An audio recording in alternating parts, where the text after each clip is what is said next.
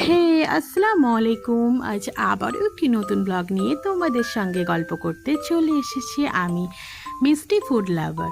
তো দেখো, যেহেতু আমি ফুড লাভার, খাবারের ভিডিও তো বটেই। দেখো, দেখে নিশ্চয়ই তোমাদের জিভে জল চলে আসছে, তাই না? ফুচকা এমন কেউ নেই যে ভালোবাসে না। আর যখন এইরকমভাবে ফুচকা রেডি করে, মানে আলু ভর্তাটা, তার সঙ্গে একটু এক্সট্রা মশলা, তার সঙ্গে জলটাও একটু প্রিপেয়ার করে, ওখানে দাঁড়িয়ে দাঁড়িয়ে ফুচকা খাওয়ার ইন্টারেস্টটা যেন আরও অনেকটা বেশি বেড়ে যায়, তাই না?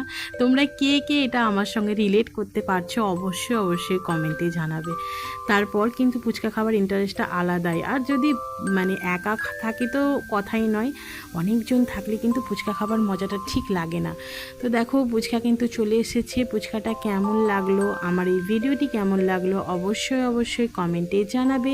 আর আমি আবারও নতুন একটি ভিডিও নিয়ে তোমাদের সঙ্গে গল্প করতে আসবো। টাটা।